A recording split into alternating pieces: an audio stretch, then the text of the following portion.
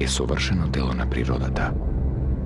Секоја негова форма, секое движење, секој здив и допир во себе го носат пулсот на животот. И на оној совршен баланс, наречен здравје. Затоа, ние во Алкалоид сме посветени овој скапуцен подарок на природата, да се заштити и сочува. Ги споивме нашето знаење, искуство и откритија со несовремените технолошки процеси, создавајќи производи кои ги исполнуваат највисоките стандарди за квалитет. Здравјето пред се. Алкалоид Скопје.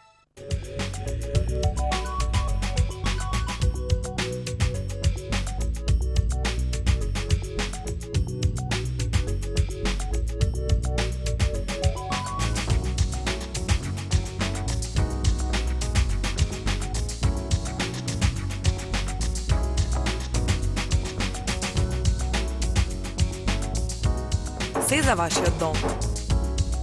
Реплек маркет Хубо.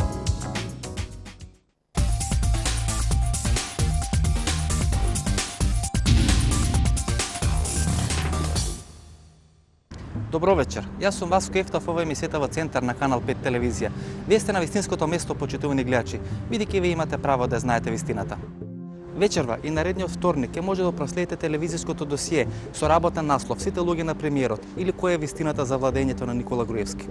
За почеток, проследите две парчења, кратки парчења од интервјуата со главните идеолози на двете клучни партии во државата, СДСМ и ВМРО-ДПМН, односно со господата Ѓорги Спасов и Панде Лазаревски. Господине Лазаревски, дали сите полека стануваме заложник на суетата на премиерот? А за каква суета спорувате? Па со суетата на Никола Груевски, кој е толку избликнат, ако вулкан просто експлодира. Дали ќе бидете љубезен само да посочите на конкретната ситуација која ја класификувате како израз на суетност? Дали ви е нормално за еден политичар на таква врвна функција да дојде во толку кратко време во толку многу конфликти? Па да не ги редиме повеќе. Со Фуере, со Оли Рен, со опозицијата, со ДУИ, со председателот на државата, со сопствената партија. Да почнеме тогаш повратен редослед, од крајот на напред. Не можеме од почетокот, зашто биделе од крајот? Обично почнувате од почеток секогаш. Зашто имате конфликт со Европската унија? Не гледам дека има конфликт со Европската унија, напротив. Ако некоја партија Тогаш имаме проблем ако не гледате дека има конфликт. Бејќи конфликтот е очигледен, бејќи такво шамарање од Оли Рен, како што беше пред 6 месеци или пред 4 месеци, ни една влада во Македонија изминатите 15 години нема доживеана. Да бидам директен на вашето прашање. Добро. За внимателните наблюдувачи на политичката сцена, може би ќе биде впечатливо тоа дека повеќе се става акцентот на средувањето на работите на внатрешен план, внатре во земјата, отколку оно што значи едно интензивно лобирање и убедување на надворешниот фактор без притоа да се има тврда подлога во чекорите што се превземат внатре во земјата. Господине Лазаревски, ако некој ќе ви каже дека немате капацитет за демократски диалог, тоа не е дипломатска формула. Да. Тоа е директен, косочекан, удрен и пратен сигнал, кој ако не може да се разбере, тогаш има проблем и владата и државата. Дипломатска. Ето тогаш и е суменено тие што имат проблем. Со што? Со разбирањето на дефиницијата на диалог. Што значи диалог? Па диалог не значи 20 пати да седнете со некој ништо да не прифатите.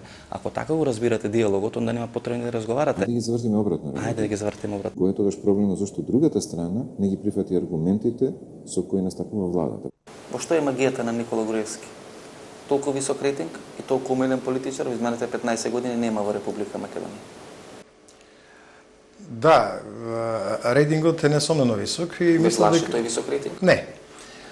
Рейтингот е кредит за она што од вас го очекуваат, а не награда за она што вие го имате направено. Видите, со овој кредит sada сама богами ќе биде на долга опозиција. Не мора да значи. Кредитот многу брзо се троши, затоа што во 2002 година, ако се сеќавате, кога ВМРО ги изгуби изборите, неговиот рейтингот на тогашното ВМРО беше 7,6%, а на СДСМ 34,5%. Никола Груевски има една многу нетипична политичка конструкција околу себе.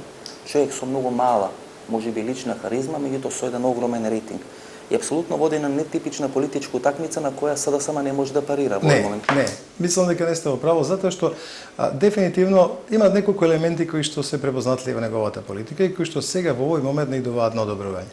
А тоа е држање на центарот на вниманието на решавање на економските проблеми, што е многу значајно за еден најголем дел од граѓаните. Второто внимание е тоа што он најавува решителна борба против криминалот и корупцијата, кој секогаш има политика на поддршка и популарност меѓу народот. И тие две работи ги прави. И третата работа. Да бидем искрени, ги прави тие две работи. И третата работа што ја прави, тоа е некаква поголема транспарентност на политичките институции која што треба да доведе до зголемување на нивниот углед.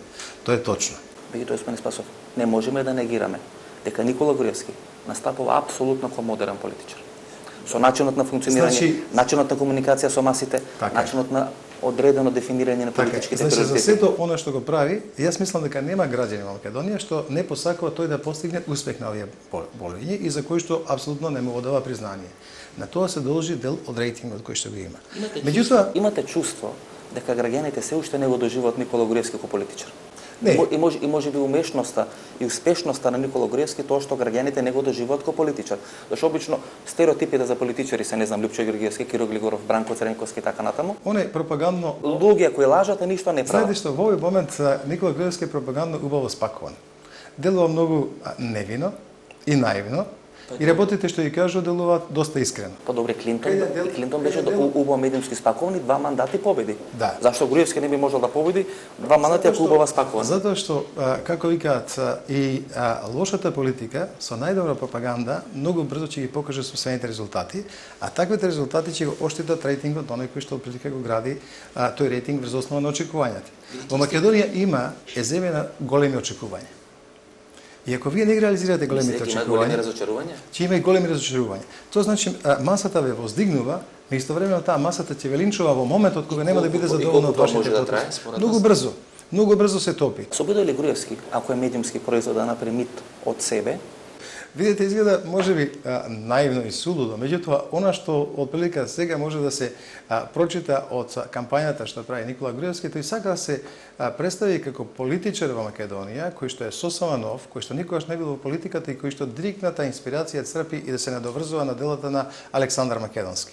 Он се обидува со целата своја политика и некои потези што ги прави всушност да го прескопни целиот период кој што постои историски вакуум. Сака да се прести ко Филип III или ко Александар II? Не некаков Александар Македонски, нов Александар Македонски кој што всушност мисли дека да го врати достоинството на македонскиот народ, кој треба да го иземе македонскиот народ од одредена зачмаеност кој бил 15 или 20 или 30 века? Он всушност говори за пропагандните активности годат во тоа дека себе сака се представи како човек кој што има мисија да го врати достоинството на македонскиот народ, меѓутоа истовремено не е војсководец. И затоа он води некакви борби сега против криминалот, против душманите, против оние кои што Македонија ја довеле на класички стап и така натаму. Дека Груевски сака да покаже дека човекот народот кој работи за народот, многу повеќе него да има да биде Александар Македонски. Дефинитивно тоа е модерната демократска матрица. Во модерните услови ти не можеш да бидеш Александар Македонски. Јас ве слушам. И тоа асоцирано или на они говор на Милошевич на Газиместан, да, јас ве слушам, никој нема да ве тепа и така натаму, ви го враќам достоинството, а на друга страна работам во ваш интерес. Да, меѓутоа постои едно правило кое што се вика дека еден човек може да некој човек да го лажи цел живот. Еден човек може одреден број на луѓе да лажи известен период, меѓутоа сите не може да ги лажите долго време. Се согласувам. Меѓутоа мислам дека ова ќе трае многу повеќе од една година или од еден мандат. Тоа е проценка. Тоа е проценка за која што ние сега можеме да разговараме дали сте вие во право или што ќе покажат. Вие се обидуваат. Господине Спасов, колку да го напаѓаат Милошевич денес. Сепак Милошевич победи на 6 избори во Србија. Сепак Милошевич беше 15 години воспеван од српскиот народ. Зашто Груевски, еве и да речеме дека греши, не би бил воспеван 15 или 8 години од македонскиот народ. Паралелата ви е фантастично добар пример што може да илустрира нешто што всушност апсолутно говори против таквата популарност. Тоа значи дека вие можете врз основа на одреден популизам да задржите популарност известен док период, меѓутоа истовремено земјата да водите во целосна политичка изолација, надвор од земјата и така натаму, и да доведете на работна пропаст. Како ќе дефинирате одредена ситуација? Никола Груевски, човек со толку малку изразена лична харизма, кога се говори за личност, а со толку висок политички рейтинг. Тоа се апсолутно две спротиставени стојалишта. На кој начин човекот кој има толку мала лична харизма успева толку висок политички рейтинг да постигне? Дали Никола Груевски може би е најдобро олицетворење да тој обичен и просечен македонец, кој може нема преголеми очекувања, кој може нема преголеми амбиции, кој може не може толку вербално добро да се изрази, кој може не изгледа толку убаво. Меѓутоа сепак е тука е тој просечен македонец. Дали Никола Груевски е македонскиот политички парличко? Многу интересна споредба направивте. Меѓутоа, бидејќи сум размислувам токму на ова прашање сега што го поставувате. Всушност, обичниот граѓани Се идентификува со Груевски? ја сака честноста и искреноста која зрачи од него. И несовршеноста. Па го препознава како дел од Себе, дел од своето ткиво. Дел, токму така, како дел од своето ткиво кој знае, уме, има храброст, И мисли дека искрен тука е и предноста- честен и може да го направи она што другите па како доблест најверојатно не го демонстрирали или можеби го немале. Зошто Никола Груевски, кој толку храбар и модерен политичар, досега во својата политичка кариера не прифатил ниту еден политички дуел со сите своји политички противници? Лјупчо Григевски, Владо Бучковски, он дојде на чело на владата без политички дуел со своите политички противници. Радмила Шекеринска, Бранко Црнетовски или било кој друг. Се плаши или не сака таа негова аура да биде струшена пред граѓаните? Па, пак ќе речем, можеби најсоодветно за тоа да го прашате самиот Груевски, но бидејќи мене ми го поставувате прашање, Вие сте тоа еден од лично сметам, идеолозите на таа лично партија. сметам дека нема нити причина зошто би се плашел, нити од еден од овие што ги наброевте. А за храброст, ако веќе зборуваме, храброст е да се нафатите да ја водите земјата со сите овие проблеми и да бидете свесен дека на многу места ќе треба да повлечете и непопуларни потези, честопати меѓу луѓе кои се доволно моќни да може да ви наштетат. Честопати лажно манифестираната храброст може би е скриено стравување од собствената немоќ. Може би затоа Груевски не излага на тие дуели. Што мислите вие? Мислам апсолутно спротивното. Дека може би нема реален противник во токму тие лица кои ги посочивте, за да се исцрпува во... А кој е тогаш противникот на Груевски? Самиот Груевски, неговата суета која не може да ја контролира? Противникот и на Груевски, меѓутоа бидејќи реков дека еве и мене ми се обративте како дел од Идеолозите на таа така, партија. вистинскиот предизвик за нас се проблемите со кои се соочува ова земја. Ако Груевски говори во име на народот, претпоставам македонскиот, и вели дуи бара повеќе од тоа што има во рамкавен договор, неко одошат во Брисел и не го тежнат патот во Брисел. Ако Али Ахмети пак говори во името на својот народ, односно албанскиот, и вели ова не демократска власт, ние го признаме Груевски ко легитимен избран премиер, каде ќе стигнеме говорејќи во име на народот? Можно ли е, говорејќи двајцата во име на народот, да го донесат тој исти народ во конфликт повторно? Можно е. Можно е, бидејќи пат позицијата, која е очигледна и анимозитетите кои никако не може да се решат, се резултат на двете страни. За Кавга секогаш мора да постојат две страни. Она што не се свесни ни двете страни, дека ако не излезат многу скоро од тој конфликт, ќе бидат маргинализирани комплетно. Ќе платат својата цена. Дуи ќе плати внатрешно политичкиот притисок кој постои во таа партија, веројатно ќе ги натера или да ги вратат мандатите, или да направат компромис. Груевски, ако не го прифати притисокот кој станува Од ден на ден се посилен. од ден на ден не посилен и не се врзува само со проблемите што ги има со ДУИ, него ги има и со целокупната опозиција и со дел од институциите во државата, ќе плати цената многу скоро и тој. И со Европската унија вклучително. Не, тој ќе плати цената. И знаете, има една интересна ситуација. Ако пред 7 месеци разговаравме за овој конфликт дуи ВМРО ДПМН, односно Али Ахмети, Никола Груевски, веројатно и двајцата ќе се кладевме дека Никола Груевски ќе излезе како победник од тој конфликт, бидејќи дуи тогаш беше без малку изолирана на политичката сцена. И ако денес разговараме, веројатно потешко ќе се кладеме на Никола Груевски дека ќе излезе како чист победник од конфликтот со дуи. Потешко, бидејќи Груевски покажа одбојност во соработка со целокупната опозиција, не само со ДУИ, покажа дека постојат сериозни проблеми во кохабитацијата со председателот, а тоа некој кога гледа од надвор вели еден човек има проблеми со 5-6 други центри. И дали да се ние сведе само на ДУИ? веќе полека почнуваме да станеме заложник на таа суета на Никола Груевски? Па ние ќе бидеме заложник на суетата на Груевски, се дека ја ужива таа поддршка внатре. Меѓу народот. Да. И тука станува проблемот. Можеме да го прифатиме проблемот, можеме да не го прифатиме проблемот. Меѓутоа ако велиме, сите се криви зошто нема диалог, само владата и премиерот не се криви и се во право. Тоа е многу сериозен проблем, господин Лазаревски, на почеток на мандат на одредена влада која сака да донесе странски инвестиции, а генерира политичка нестабилност во државата. Кажете ми, која влада може да ги решава економските проблеми со таква политичка нестабилност во државата? Со сиот респект ценам, можете и мене комотно да ме ставите во листата на оние кои се нетолерантни, меѓутоа сметам дека допуштањето на поведение кои излегуваат надвор од институционалната рамка е директно штетно и во поглед на обезбедувањето стабилност во земјата, бидејќи тоа значи дека нешто налик на поведение на судија, ако ги испушти конците од игра од раце во една фудбалска утакмица, тоа ќе го прави до крајот на утакмицата. Значи мора да има јасни правила на игра и тие да се почитуваат. Лазаревски, може би сте во право. Имате еден проблем. Никој не ве сваќа дека сте во право. И тука е клучниот проблем. Ние го имаме тој тотално аутистички модел кој беше присутен во разни периоди, во разни држави на Балканот, кај што постојано велиме, да ние сме во право, ама никој не разбира. Не е точно дека не разбира. Како не? Не е Па точно. и НАТО, и Европската унија велат нема капацитет за политички диалог. Само да ве И све ова потсетам што го дека говорите, пред и све ова што го некое говорите се топи ко снег во пролет пред тие аргументи на НАТО на Европската унија. Значи некој успел нив да им каже тоа да биде поразбирали од ова што го зборите вие. На почетокот на така наречената диалог кампања од страна на дел од опозицијата, разбирливо беше дека беше многу јасен гласот само на едната страна. Меѓутоа кога се понудија аргументите, посебно низ институционална призма, ќе признаете и вие дека полека по полека се менува ставот и на НАТО и на Европската унија и дека се прифаќаат аргументите што премиерот ги нуди.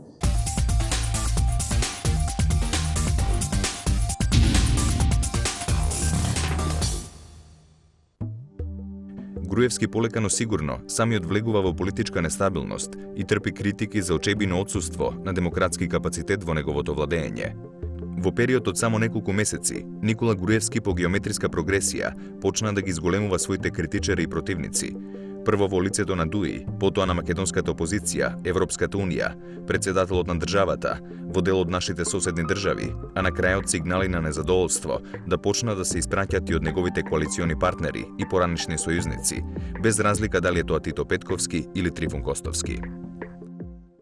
Ако падне предлог да има предвремени избори, бидејќи очигледно дека рейтингот на ВМРО ДПМН е толку висок што ќе се прошета на овие избори, како ќе гласа за таков предлог на СДП? Бидејќи во овој момент имате толку изгубено од вашата боја, што е предпоставка дека гласовите кои дојдоа за вас 2006 година веројатно сега ќе се вратат ке СДСМ. Вака би го поставил ја одговорот на ова прашање. Бидејќи во даден временски период кога станавме коалиционен партнер на десно ориентирана политика, ние во секој случај сме И на некој начин може би ги прелажавте вашите гласачи, кои учествува нешто што сема друго. Ние апсолутно се откажавме од дел од нашата поддршка која, да бидеме реални, беше одлична пред изборите. Значи се откажавме, нашата поддршка кај нашето членство. Сега не се ни појавувате на анкетите. Дури ја прифативме и критиката дека во даден временски период кога се формира владата, првите 4-5 месеци ако сакате, НСДП веќе се изгуби. Па дури премиерот брши патос со вас, па вели, ако некој ветувал нешто на своите гласачи, и ако е нервозен поради тоа, јас не сум виновен за тоа. Јас тоа не го ветував. И како учествувате во една влада која воопшто не ги респектира вашите барања и вашите ветувања до гласачите? Мислам дека моето чувство е, значи говорам како искуството кое го имам во парламентот, дека во почетокот ние не ја свативме силината, да речам јачината на нашите 7 мандати во собрание. И дури оставивме... И му замерате на Тито Петковски дека и тој не ја сватил силината на вашите 7 мандати? Не можам да му замерам, сепак тој е најискусен од нас. Не велам дали најискусен, ја знам крштеницата, роден е 45-та година. Дали Тито Петковски меко преговара со Груевски, дали поради тоа предизвикува револт во партијата? Тоа ми е прашањето. Не. Може вака да се подели тоа одговорот на ова прашање. Значи Тито Петковски во преговорите во делот за министерски места имаше одлични стартни преговори. Кажете ми еден проект, ќе ве молам, нешто не се сеќам дека некој проект ви поминал во владина процедура. Во владина процедура? Па во каква друга да разговараме? Владата не застанала за ниеден ваш предлог. 7 месеци помина, за 7 месеци, богами, чуда се прават во нормална држава, ниеден предлог на СДП не помина владина процедура. Значи, апсолутно доминантна е програмата на 100 чекори. Ќе барате ли од Тито Петковски потврда да му се спротистави на Груевски? Не, Тито Петковски самиот ќе почувствува дека ќе има притисок. Првин од нас како пратеничка група, потоа и од новиот извршен орган кој Еве вечерва треба Имате ли контрола врз партијата? Јагнула Куновска полека гласа како машинирие на ВМРО ДПМН. Лазе Еленовски се помалку е министар на НСДС, се повеќе е министар личен во наводници на Никола Груевски. Добро, И како тие процеси ги контролирате? Јагнула Куновска во даден временски период веќе дава знаци на двоење од нашата партеничка група. Дури јас Такви знаци може не така експлицитно дава и Лазе Еленовски. се говори, меѓутоа тоа не можете да го земете како релевантно, се говори дека Лазе Еленовски има добри школски врски од времето на средно училиште со премиерот. Може би врз база на тоа се влечат некои такви заклучоци дека Лазар Еленовски дури се оди до таму дека ако пример НСДП би ја напуштил оваа коалиција, дури Лазе би дека останал во Лазар влада. Еленовски, тоа мислам дека се сепак во домет на шпекулации. Добро, ако говориме за шпекулации, дали имала средба Тито Петковски Дзинго кај што се разговарало за можно нивно излегување од влада? Мојот печаток е, значи, јас не можам да потврдам точно дека имало средба Тито Петковски Дзинго. Апсолутно овде во собрание, ако сакате, Тито Петковски се гледа и Надвор од собрание, во делот на Источна Македонија, на потегот помеѓу Кратово и Псача, кај што живее едниот и кај што живее другиот. За таква средба говорам. значи јас не можам да потврдам. Пред Нова година, Груевски испраќаше јасни сигнали дека размислува за отпочнување процедура за смена на Трифун Костовски. Се најавуваше негова можна смена не само како градоначалник на Скопје, туку и негово сменување од функцијата председател на Ракометниот сојуз на Македонија и избор на собственикот на Тинекс, Владимир Тодоровиќ, инаку близок пријател на Никола Груевски, начело на Ракометната федерација. Беа разменети тешки удари и на крајот Трифун Костовски излезе како победник од таа прва рунда на меѓусебното мерење на мускулите. Размислувате да поднесете оставка? Ни најмалку. Кој го мести Трифон Костовски? Кој сака оставка од Трифон Костовски? Предпоставам дека тука постојат повеќе кругови кои што очекуваат дека јас ќе се повлечам како од опозицијата, така и од позицијата. Дали ако Трифон Костовски поднесе оставка на функцијата градоначалник, ВМРО ДПМН ќе се прошета во градот? Дали тука можеме да ги бараме мотивите? Се сомневам дека ВМРО ДПМН ќе успее да добие свој градоначалник во Скопје. Може ли Никола Груевски да ве скрши со некои силни инспекцијски контроли во работењето на вашиот бизнис во Република Македонија? Или во градот Скопје? Во ниеден момент и сакам да подрачам дека тоа ќе биде погубно. Пред Нова година, во 2-дневни вестника беше пласирана неофицијалната приказна дека е можен атентат над Никола Груевски. Во фонот на таквите приказни беше сместена пораката дека Груевски може да биде жртва на жестоката битка која тој ја води против организираниот криминал во државата. Тоа беше почетокот на градењето на тој мит за Никола Груевски како македонски Зоран Џинџич. Дали премиерот се гледа како нов Зоран Џинџич на македонската политичка сцена? Како тој се гледа, треба него да го прашате. Јас го гледам како Никола Груевски. А што мислите? Би сакал да биде нов Зоран Џинџич? Не знам, тоа пак ќе ви кажам. Него ќе го прашате, јас можам да ви кажам јас како го доживувам. Бидејќи дел од неговите медиуми го класифицира како Зоран Џинџич, па дури му отворија она дебата дали се подготвува или не се подготвува атентат врз премиерот. Тоа беше пред Нова година и некои слични работи. Дали премиерот се плаши од можна одредена агресија на структурите кои се обидува да ги санкционира во државата, не знам, крупниот капитал, олигарси, не знам, некои други криминални структури?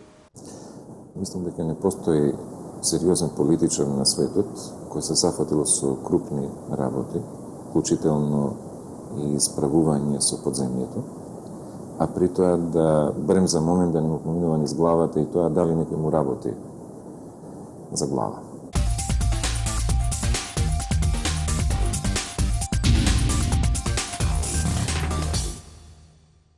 Целиот тој модел на владење на Никола Груевски се базира врз 3 клучни столба. Како прво, тоа е целосна контрола врз медиумите. Како второ, тоа е таа масовна телевизичност и спектакуларност во апсењата во рамки на Република Македонија и како трето, таа е целосна контрола врз полициските структури.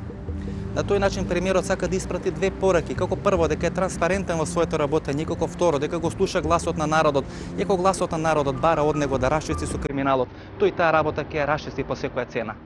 Арматурата на владењето на Никола Груевски ја обезбедува моќниот шеф на македонската државна безбедност, Сашо Мијалков.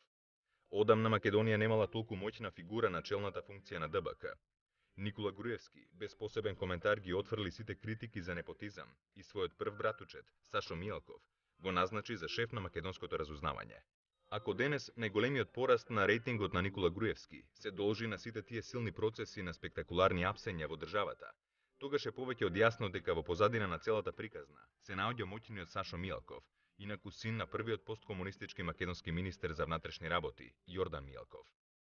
За време на мандатот на Љупчо Георгиевски, во период од околу една година, Сашо Мијалков беше шеф на војното разузнавање, меѓутоа беше сменет од таа функција со налог на Доста Димовска и Љупчо Георгиевски, а според политичките шпекулирања, по барање на тогашната американска администрација во Македонија. Дали Македонија се кршат човекови права во последно време? Има обвинувања дека во делот на приведување, во делот на правосудство, во делот на притисок на судство се кршат човековите права. За жал во Македонија се кршат елементарните човекови права.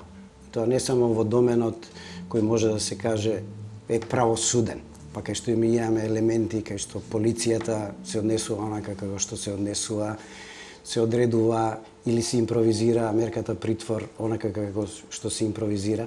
Те влажи ли она атмосфера? Не, Кога анималноста на народот, кога фрустрацијата на народот во изминатите 15 години за лошата живеачка, за све оно што се има случено, ќе се излечат на површина и тоа ќе стане едно погонско гориво за функционирање на одредена власт и вели да, тие луѓе што се апсени се виновни за тоа што вие 15 години лошо живеете. Не знам, тие полицајци кои земале 5 или 10 евра се исто виновни бидејќи вие лошо живеете. На тој начин тоа станува начин на владење. Колку е тоа опасно? Тоа е популизам и има краток рок и на крајот секој се плаќа цената. Меѓутоа кај нас не се случува господине Руси популизам. И ние не можеме да бегаме од тоа. Па не, ама популизмот секогаш дава ефекти на краток период, а потоа по правило му се треска од глава на оној што го практикува.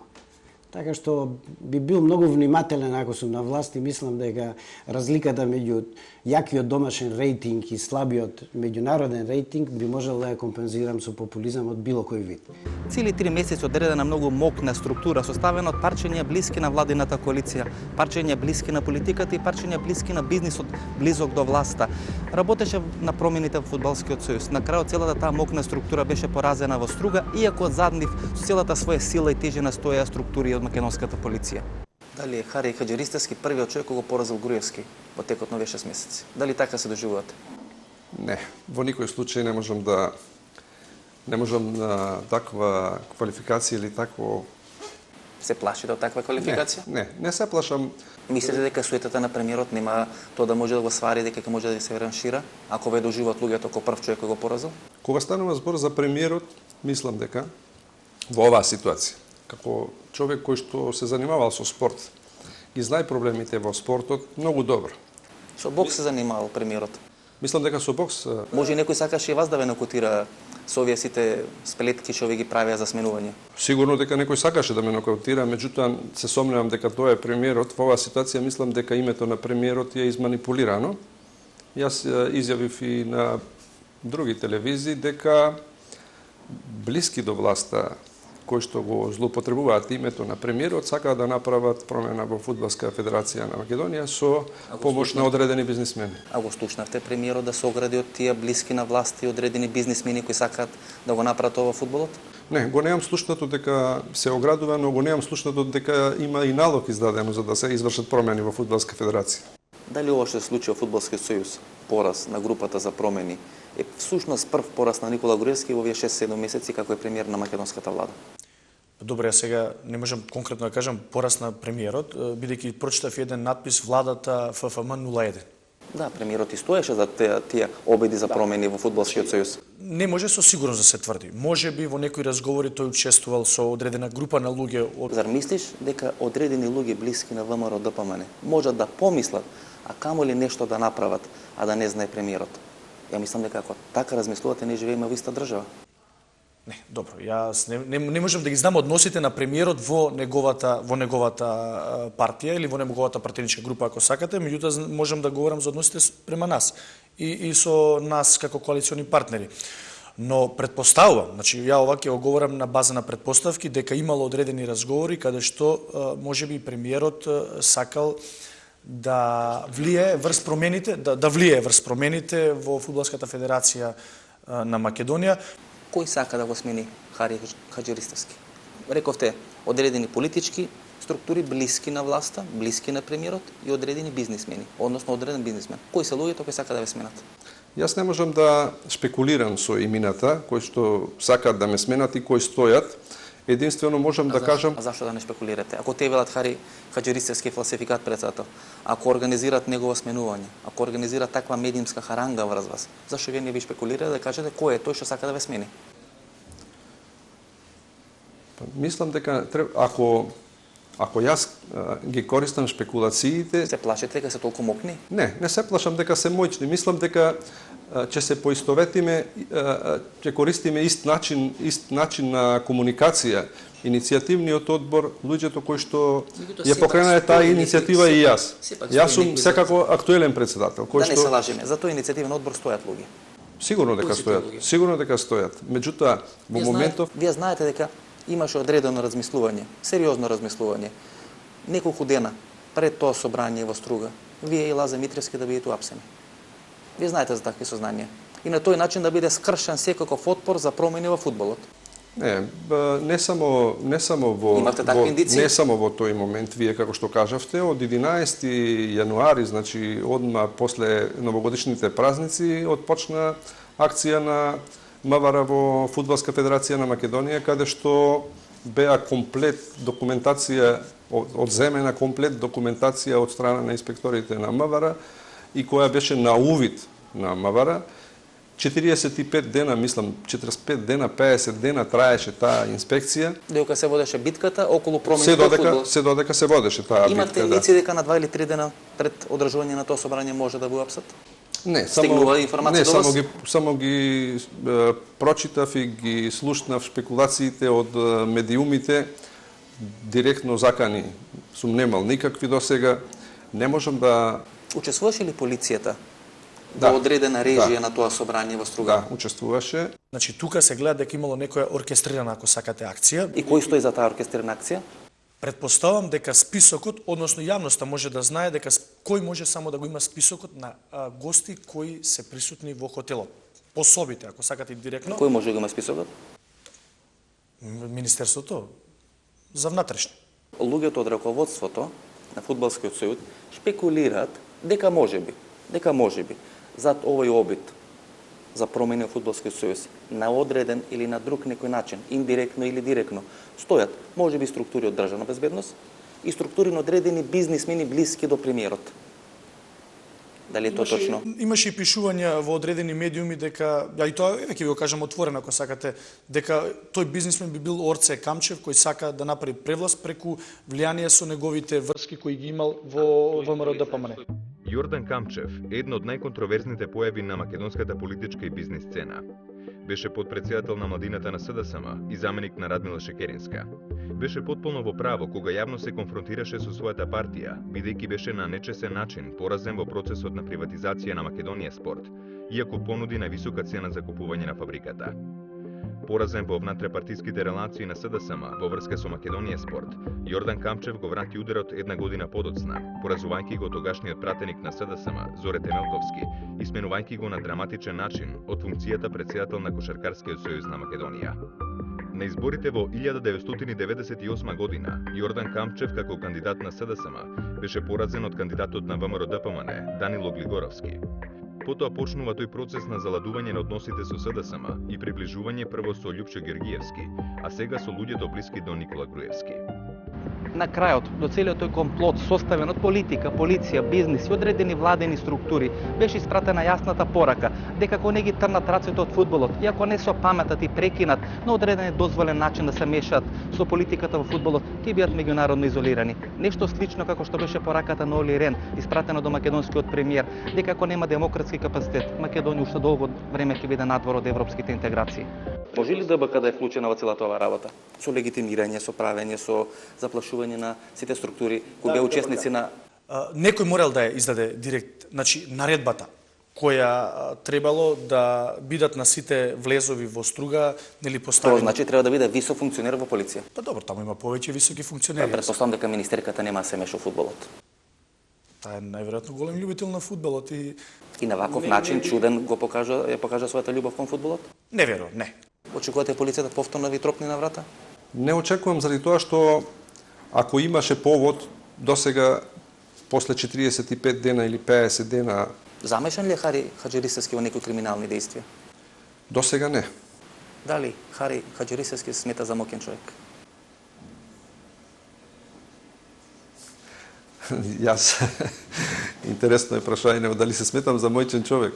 Да, човек кој може да истрпи такви притисоци, да поднесе својата оставка и да победи одредена структура за која стоја многу пари, многу политичко влијание и многу полициско влијание. Да, можам да кажам дека сум храбар човек, а се чувствувам мојчен со сите овие спортски работници кои што ми даваат подршка тоа да го направам и со позицијата која што имам во УЕФА и во ФИФА се чувствувам и мојчен.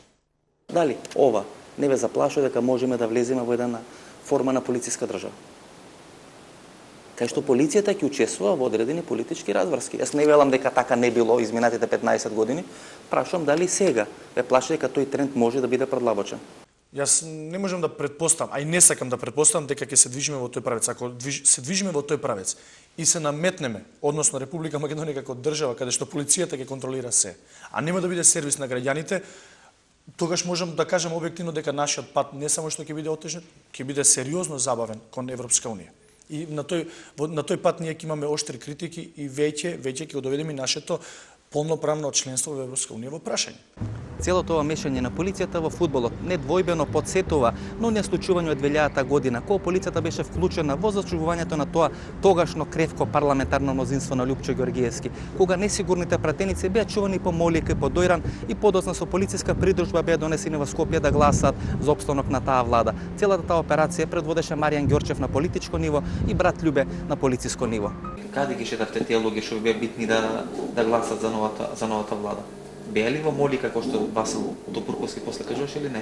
Па некои по желба, ако биле од Битола и од Охрид во Молика, ако некои биле од истокот на Македонија во Дојран и така. Зависно од нивните желби. Дали Маријан Ѓорчев беше еден од двајцата клучни играчи кои учествува по налог на Лјупчо Ѓоргиевски во зачувување на тоа парламентарно мнозинство 2000 година? Па 2000 година се обидовме како луѓе кои што се боревме сите за задржување на власта во раците на ВМРО ДПМН, нормално да помогнеме колку што можеме. Бошковски теренски, вие политички? Да, јас исто така бев подпредседател на партија.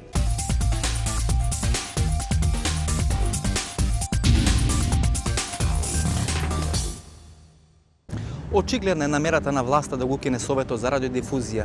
Вистинското прашање кој тука се поставува е дали преку укинување на тој Совет за радиодифузија власта всушност сака под своја контрола да ги стави мокните телевизии во Република Македонија. Одговорот на така поставената дилема ќе добиеме во наредните 5 минути. Кој сака да го укини Советот за радиодифузија?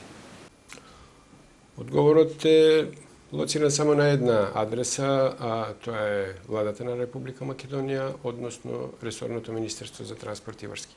И зошто владата би сакала да го укини Советот за радиодифузија според вас?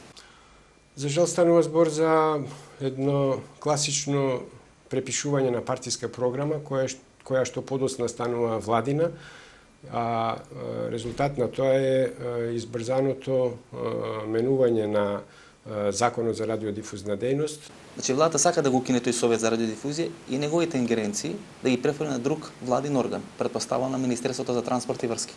Точно. Тоа е видливо и од нацрт верзијата на новиот закон за радиодифузна дејност, која што е... Ја добивте вие таа нацрт верзија? Точно, ја добивме во Советот за радиодифузија со едно пропратно писмо во кое што стоеше дека тој нацрт треба да се разгледа во помалку од 24 часа.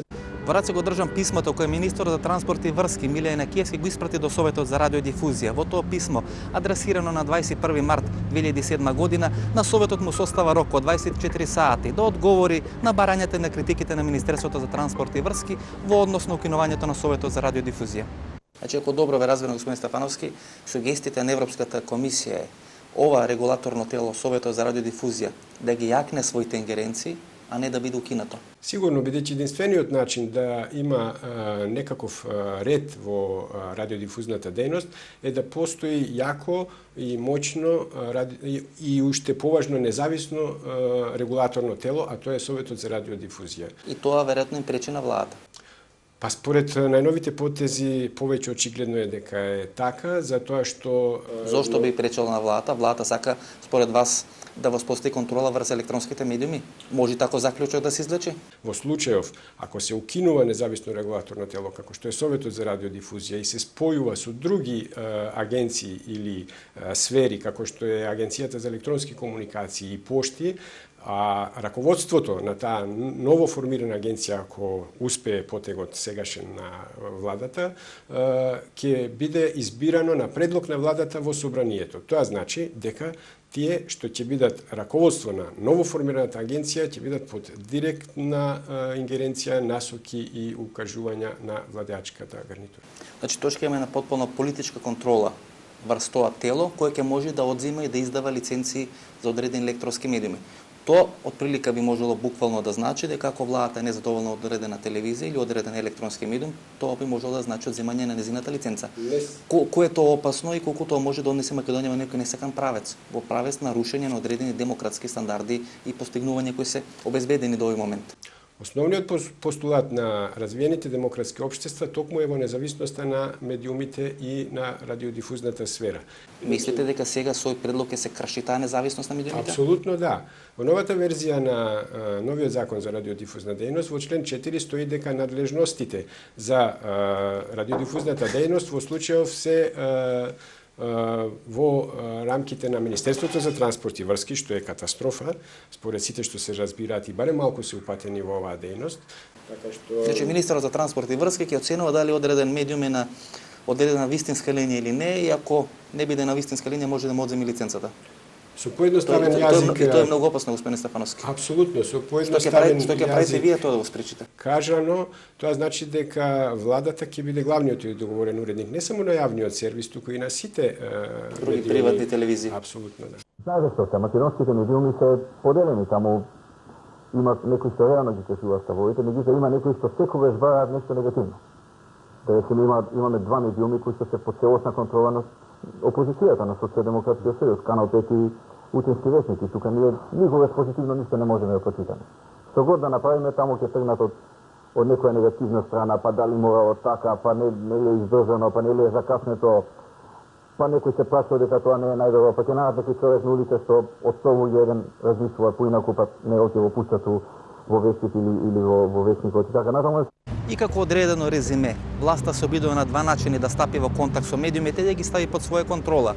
На една страна проповеда политика на страф, односно контрола на медиумите преку контрола врз Советот за радиодифузија, и на второто ниво, тоа е контрола преку финансиските текови, односно преку огромното количество на реклами кои се пласираат во медиумите, власта да има блиски односи со нив. Господине Макредојле, колку пари власта троши за медиумите, за реклами и финансирање во медиумите? Во домашните отприлика 100.000 евра месечно. 100.000 евра месечно? Да. Значи на годишно ниво некаде би дошло околу 1,5 милиони до 2 милиона евра, ако се задржи овој интензитет и тренд. Па, поприлично. А во она кампања која се води во странство инвестирате во Македонија, дали имате проценти? Имавте одредена расправа со министерот за финансии, вие изнесовте некои податоци, министерот не демантираше, меѓутоа не ни потврди. Па за жал министерот за финансии рече тогаш, праша уствари од каде ни се податоците и дека тоа е од некој друг буџет. 1.300.000 евра имат само за јануар потрошено владата од парите на граѓаните за рекламирање во странските часописи во држави можеби што и не знаат ни на картата да ги најдат.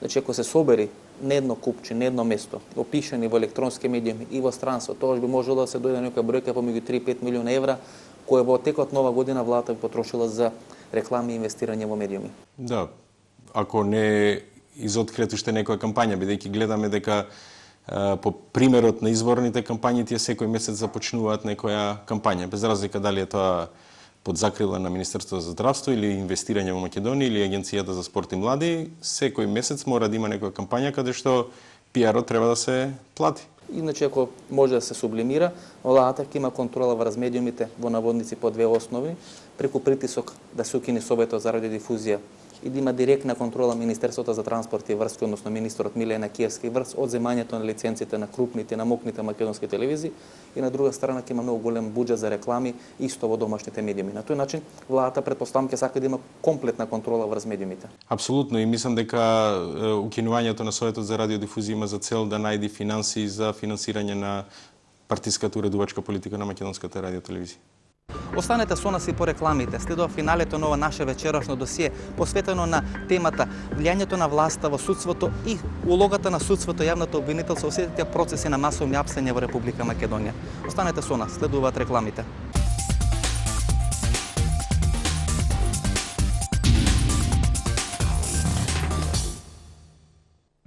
Човечкото тело е совршено дело на природата. Секоја негова форма, секое движење, секој здив и допир во себе го носат пулсот на животот. И на оној совршен баланс, наречен здравје. Затоа, ние во Алкалоид сме посветени овој скапоцен подарок на природата, да се заштити и сочува. Ги споивме нашето знаење, искуство и откритија со несовремените технолошки процеси, создавајќи производи кои ги исполнуваат највисоките стандарди за квалитет. Здравјето пред се. Алкалоид Скопје.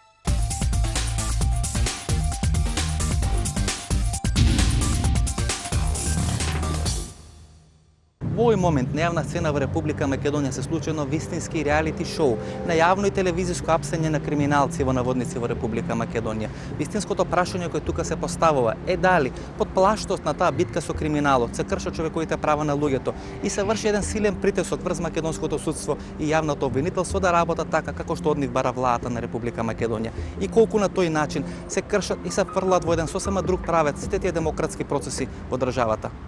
Председателе, дали ве плаши одредена ситуација да може да се развие таа полициска држава во државата, да има одредена многу масовна хајка на апсење на луѓе и судството да биде ставено во функција на одредена полициска држава? Не. Тоа не ме плаши, затоа што судскиот совет има апсолутна контрола над судство сега, а се надевам во... Кој има контрола врз судскиот совет? Врз судскиот совет не има, затоа што јас сум власт, судска власт. Ја еднаш сум кажал дека јас сум премиер за судство, а моите членови се министри за... Врши некој притисок врз вас? Ниту врши, ниту може да врши. Ако е развиена одредена атмосфера, без малку на линч, кај што сите тие општествени фрустрации се издигнати на одредено ниво, кога тоа стана едно погонско гориво за да може да функционира одредена власт, кога народот сака да почувствува крв, тога судиите се донесени во една многу непријатна ситуација, да ја верифицира таа потреба на народот и на политиката и да ги казнат во наводници виновниците за нивното лошо живење во изминатите 15 години. Тоа е многу лоша позиција на судството. Баш судството сега се развива и ние ќе се бориме до крај да се развива, да судство биде самостално. Независно. И како самостално да биде, кога Красничи се ослободува, кога на лека му се скратува казната и како можете да го убедите народот дека тоа независно судство, кога човекот од кој се плашеше без малку 2 години цела Македонија е ослободен пред 2 месеци. Па од господинот Красничи. И што стана со? Па ослободен е. Шеташе у центарот на Скопје, праќаше порека дека никој ништо не му може во државата. Дали некој ги разгледал тие списи зашто е он ослободен? Па ако луѓето кои се новинари се осудени на 1 година, тогаш не е нормално Красничи кој е главниот виновник во целата таа работа да биде ослободен. Нема логика. Не се суди тоа по логика, се суди по докази. Доколку таму нема докази, ние ќе извршиме контрола. А се судили под притисок? Не да врши контрола извршна власт или законодавна власт. Па премиерот се признесе дека тука не се чисти работите. Премиерот не е правник. Дали некој ви се јавил да извршите притисок да се ослободи Красничи? Па доколку ми се јави, ја веднаш ќе кажем не само на вас, него на цела светска јавност. Затоа што ми стало да судот биде независен. Притисок не е имало, ниту пак договор, меѓутоа морам да кажам дека јас сум прилично изненаден од тоа што се случи во судот. Небого кажано изненаден, да не речем шокиран, затоа што се работи за одлука која што од авион се гледа дека веројатно не треба да се случи, иако јас ова не треба да го коментирам, но сепак не може да се возаш. Кога господинот Агим Красничи беше ослободен, вие рековте, цитирам, јас сум најблаго речено прилично изненаден, да не речем шокиран од она што се случи. Пред 2 дена рековте, цитирам, од авион се гледа дека не требало да се донесе одлука за предвремено пуштање од затвор. И секогаш кога вие, господине премиер, сте шокирани, изненадени, ДП ослободува по некој член од затвор. Господине председателе, кој го ослободи пред време лека? Има ли тука криминал во целата таа работа? Дали постои политички договор да се ослободи лека? Тој човекот за кои американците претходно врше одредени притисоци, дури беа кивни на претходната влада дека беше благо осуден, сега пред време го ослободуваме. И колку тоа праќаме на многу лоша политичка порака со целата таа ситуација, дека сепак ова држава, кај што судството и правосудството можеби се подлежни на силни политички притисоци. Точно да е он пуштен на условен отпуст и тоа за 5 месеци. А условен отпуст може да се пушти кога ќе отслужи, кога ќе издржи половина од казна. Замислите тоа. И нели е политички опортуно 5 месеци пред истек на казната да се ослободува. Дали никој на тој начин сака да манифестира сила? Еве, овде во оваа држава јас одлучувам. Ние немаме такво чувство и кога се донесуваат одлуки од страна на председател на држава за помилување. И да не се гонат чак. Нема такво чувство, затоа што помилување и пред време да се пушти на условен отпуст, тоа кривица останува. Дали вршите притисок за ослободителна пресуда за Красничи и за предвремено ослободување на Лека, лично вие? Тоа не притисок, туку и не замислувам да се јавим за нешто. А имате информација дека некои политичари можеби вршат притисок? Не. Дека вршат притисок врз судиите? Не имам таков ни податок, ниту сомнеш дека некој се јавил на председател на суд да леко се биде пуштен пред време 5 месеци или 6. Како Хелсинки комитет го оценува ослободувањето на Красничи и како го оценува предвременото пуштање на Лека? За Лека и за Красничи, ја го делам мојот впечаток дека тоа е само демонстрација на моќта на Мендух Тачи. А тврдам дека Мендух Тачи во моментов е 2 пати посилен и појак од Никола Груевски. Во моментот Мендух Тачи е 2 пати посилен од Никола Груевски. Да. Имам резерви во однос на тоа дали е најмоќен или е втор, во однос дилемата ми е кој е прв, дали Бранко Црвенковски или Мендух Тачи. Затоа конфликтот помеѓу Бранко Црвенковски и Мендух Тачи? Не, тука е, мислам дека е тоа контрапродуктивно, дека на крајот Мендух Тачи ќе плати цената од грешката, бидејќи да беше паметен доволно, нема да се занимаваше со Бранко Црвенковски. Ги плашите ли судиите со најавите дека ќе бркате суди од работа, дека барем околу 180 до 200 суди ќе завршат како технолошки вишок? Дали на тој начин не се врши притисок врз судиите да судат така како што одговара на власта? Нема технолошки вишок. Ево сега вршевме анализа и на судовите во Скопје, Скопје 1 и Скопје 2, и испаѓа да ни фалат уште суди. Читав две ваши изјави минатата недела кај што велите дека дел од судите може да се прогласат технолошки вишок, некаде околу 150 до 200 суди се вишок. Никогаш технолошки вишок не сум кажал. Али ќе намалиме број на суди по оној распоред што сега ги има. Ќе намалиме и број на судови по оној распоред што сега ги имам. Тоа не го чувствувате како притисок врз судиите? Не. Ова беше емисијата во Центар, јас сум Васко Ефтов.